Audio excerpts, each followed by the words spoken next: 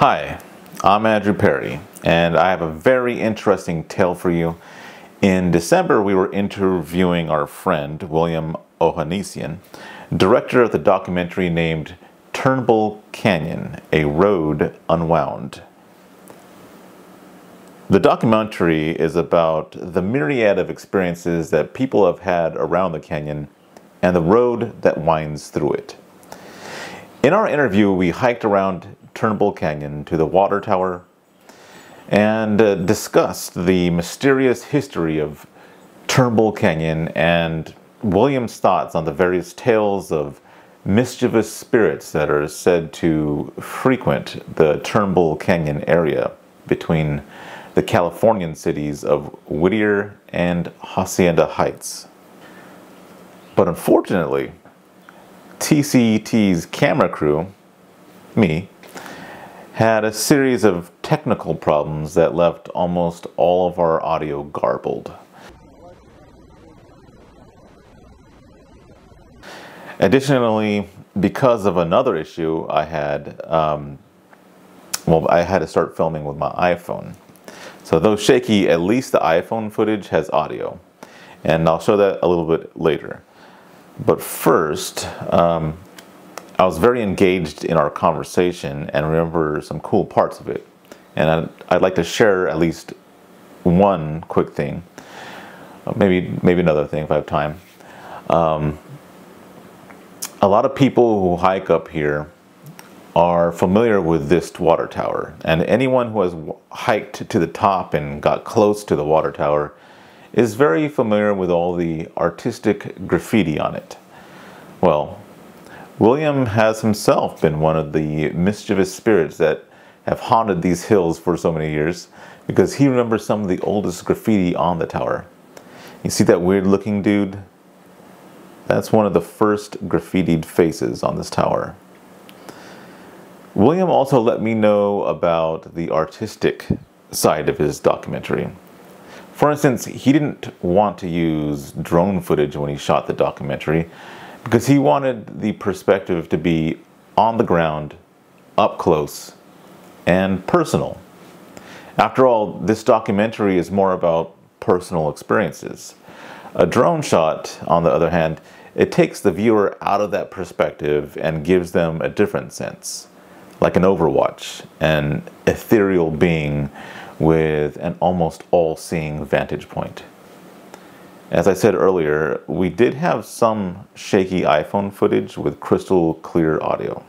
We are here at the most famous site in the Turnbull Hills, which is the Gates of Hell.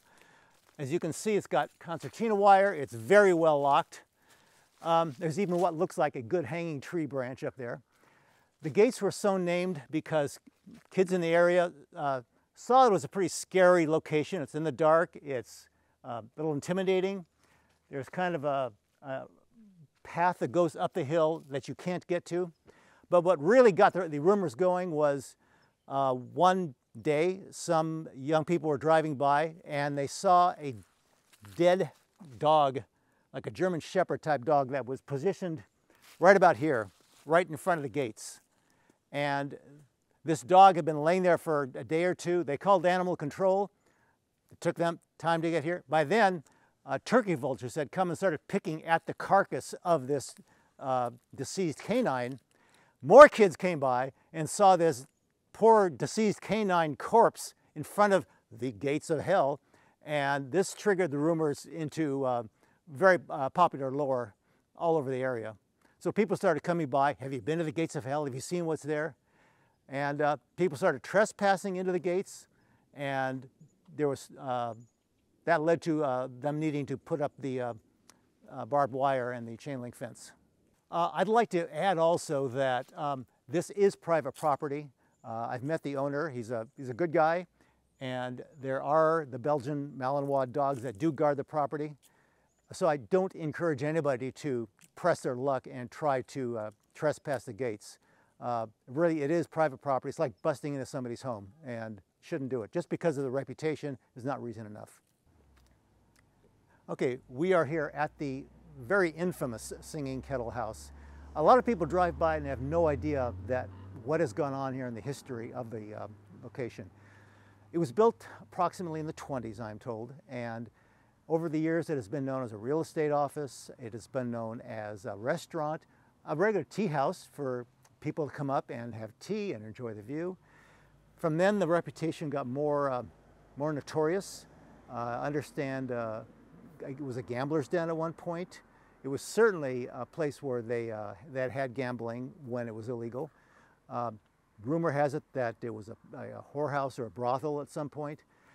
I knew of it growing up in Hacienda Heights because when I was in high school, the house was abandoned in the 60s and 70s, and they would have huge parties here.